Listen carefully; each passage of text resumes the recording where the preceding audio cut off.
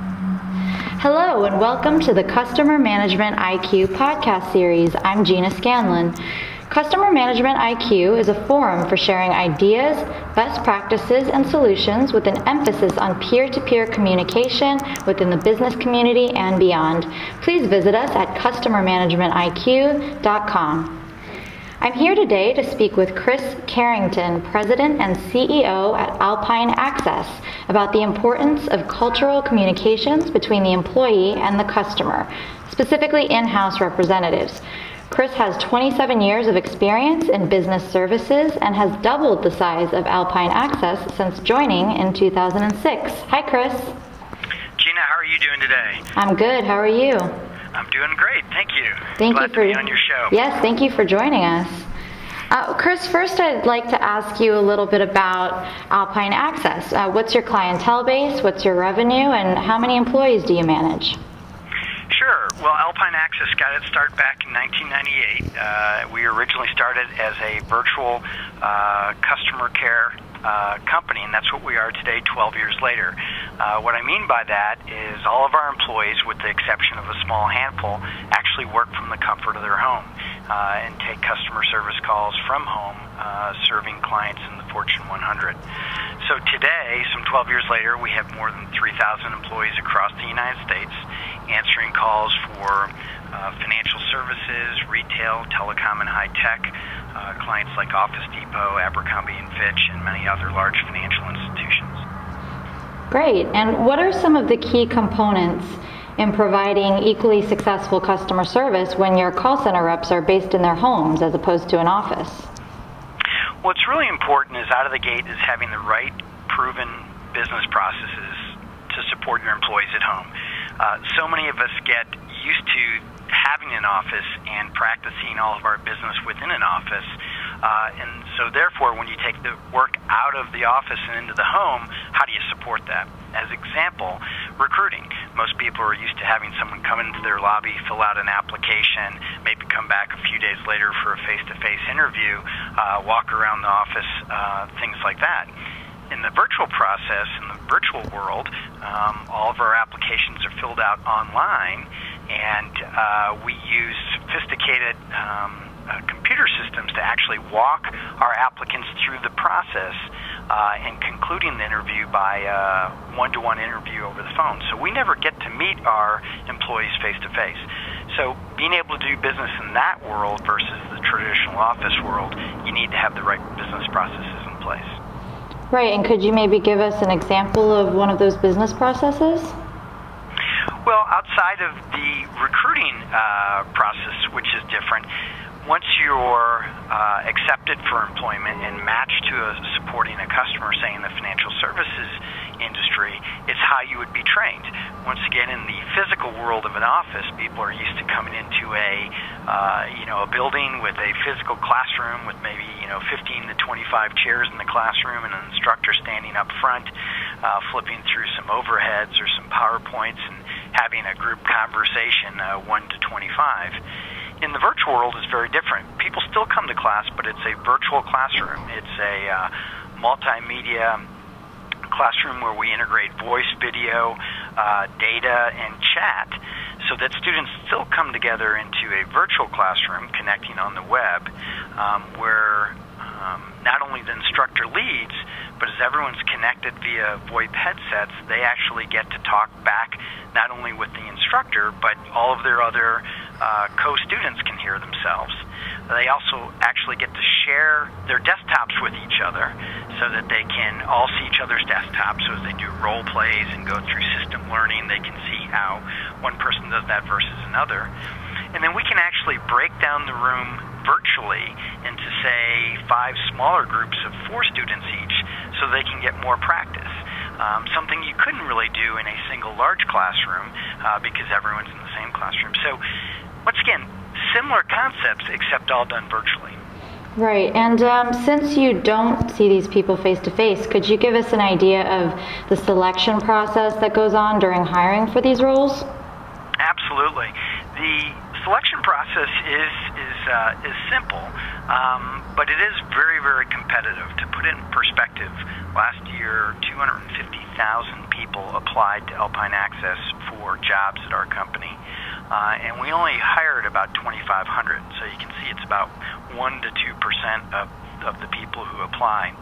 Kind of call it the 5x5 process. There's 5 simple steps that take about 5 hours of your time, so it does require an investment.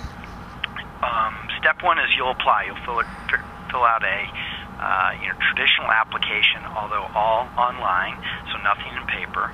The second thing is you'll upload your resume so that we have your background, and what we're really looking for is what previous life experiences or, say, business industry experiences have you had.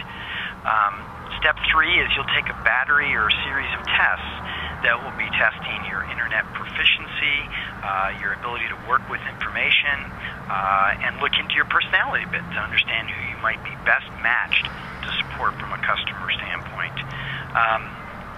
And then last but not least, you'll do a background check, which will include a variety of things such as your previous employment and your drug screen and things of that nature.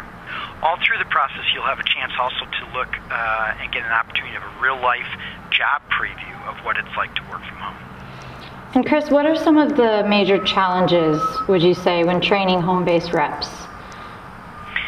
Well, it really comes back to, for us, we don't see any challenges because we've had 12 years of experience at it. But if one of your listeners was doing this in their own business and trying to send agents to home, I think the real challenge around training is having a really good interactive platform. The ability, once again, where it's what we like to call a lean-forward experience. There's that lecture style whereby you either just talk and everyone listens, or you play a bunch of videos and then everyone takes a test at the end. We don't believe in that. We think adults learn by leaning forward, being interactive with not only the facilitator, but the other students in the room, because that's how adults learn. And so we think the challenge really is having the right technology platform as well as the right business processes to allow for a great learning environment. Right, and how can one best convey a sense of culture when interacting with people in different parts of the world?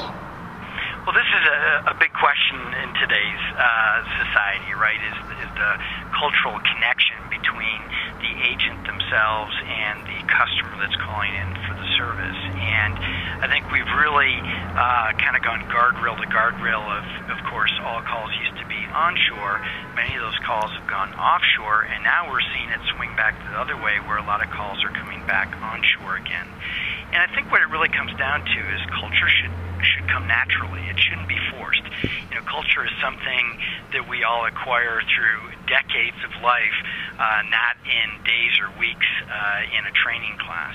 And so what it really should be is something that, once again, between an agent who's receiving the call and a caller calling in, is that they have a common understanding, a common dialect, and maybe have common life experiences. So the benefit of having, say, lived in Chicago and talking to somebody in New York is, whether it's the sports or the culture or the weather pattern that's going on in New York at that time, it just makes the conversation easier. Whereas I just put myself in my own situation. If I was a customer service agent and I was trying to support somebody in, say, Berlin, Germany, we might even both speak English, but the challenge could be is, I've not been there, or I don't know what the weather is. I don't even know what the popular sports are.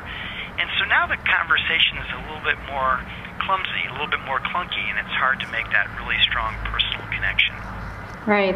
That's an excellent point, because there's nothing more frustrating than, having sort of an awkward cultural interaction with your call service rep. It's always very strange. So, well, finally, Chris, we're almost out of time, but I just wanted to ask, where do you see the call center industry shifting? You kind of mentioned that it was going, from outsourcing back to onshoring again. Where do you see it shifting in the near future? I mean, do you believe that it will come back more onshore? I think absolutely, and here's the reason why, Gina, is that because because of the advances of technology like really sophisticated IVR systems, speech recognition systems, the reality is we see more and more of the simple calls, whether just ordering things or checking on account balances or various statuses, being handled by technology. What we're seeing left over are the more complicated calls that can take somewhere from 5 to 15 minutes instead of 1 to 2 minutes. But those more complicated calls, maybe you're looking into some challenges with your credit card and you're trying to understand some charges that you didn't think you made, or you're trying to figure out the complexities of your brand new smartphone, and so you have to go through a series of steps with an agent trying to figure out technically how to get your phone back to working. Those type of more intimate, complicated calls are going to require the necessity of kind of a cultural connection and a local dialect that allows you to get through that conversation easier. And because of that, and because of more complex calls, we see customer service going back to the home country that the service is originating to. And so once again, if you're trying to support somebody in the French market, you're probably going to have customer service agents in France. If you're trying to support somebody in Brazil, you'll probably have agents in Brazil. And likewise, in the United States, we see more and more calls coming back to the U.S. to support local domestic U.S. calls. Okay, well said, Chris. I think I'll leave it there. Is there anything you'd like to add to what we've been speaking about before closing? No, Gina, I'd just say it's a great new insight and certainly an emerging opportunity for all of your listeners to understand the advantages of the home-based business model and what it could do for their business and their clients. Okay, Chris, well, thank you for joining me and sharing your expertise with us on this subject. To access all Customer Management IQ podcasts, including this one, visit us at customermanagementiq.com. Okay, thanks for tuning in. Until next time, this is Gina Scanlon wishing you all the best in your business endeavors. Thanks, Chris.